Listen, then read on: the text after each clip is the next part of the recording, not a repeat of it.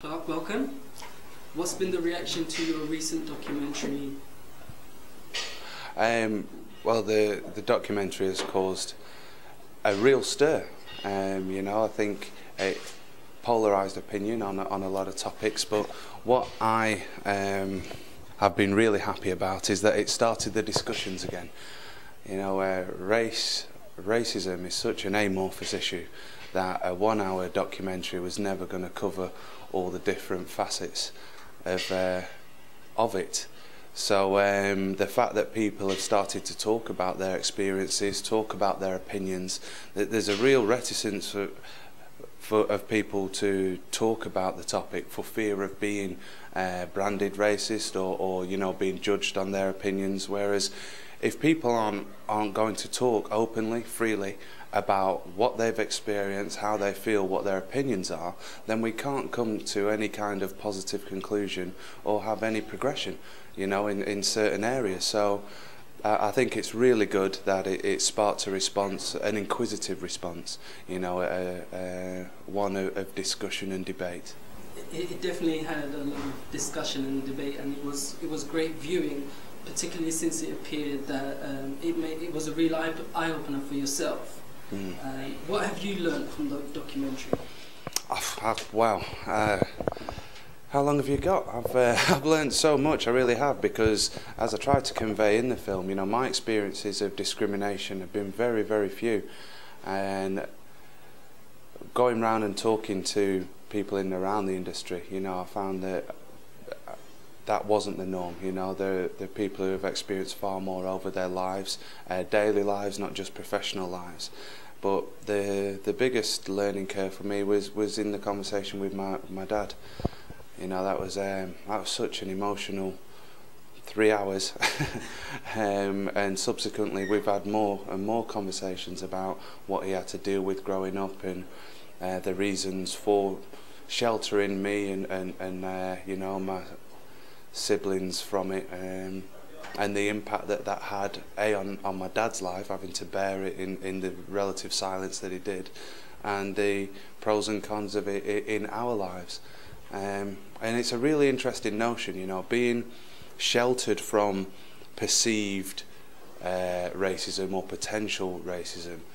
I feel it has left me free to explore life in any way that I saw fit. It left me free to attempt to achieve what I wanted to without the perception of possible barriers. But on the flip side of that, and this has come out in response to the documentary, there are people who have been educated of the potential for discrimination or racism in their lives, and they've used that as their catalyst to achieve. So it's kind of like, that back to the wall, I'm going to do it in spite of. So there are two sides to that way of dealing with the topic and how it will affect your children or their futures. And I'm not sure if there's a right or wrong answer. Okay. And what can football do to tackle racism? Wow. Football has done so much. I think that's something else that came across, was that the overt abuse that we saw many moons ago, especially in the game in England, it really is a thing of the past. There have been one or two incidents, and a couple of high-profile cases. But if you put that into the context of the amount of football that's played in a season across all the professional leagues, we've made real strides in that area. But there are other areas to address, like the number of South Asian men or just Asian men in general in football, the diversity of the administration and hierarchy of football clubs, of NGOs. There's definitely more that we can do, but that's to address our industry. The topic of racism is a societal issue, and the power to change it has to come from the top.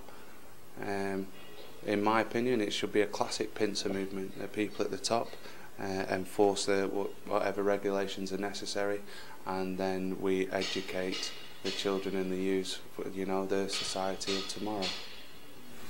it's not just racism that football can have a positive impact on, and how can football make a difference to society in general? Well, you know, today, hearing all of the fantastic initiatives that are going on worldwide under the banner of football, there is a passion for this sport that is unrivaled.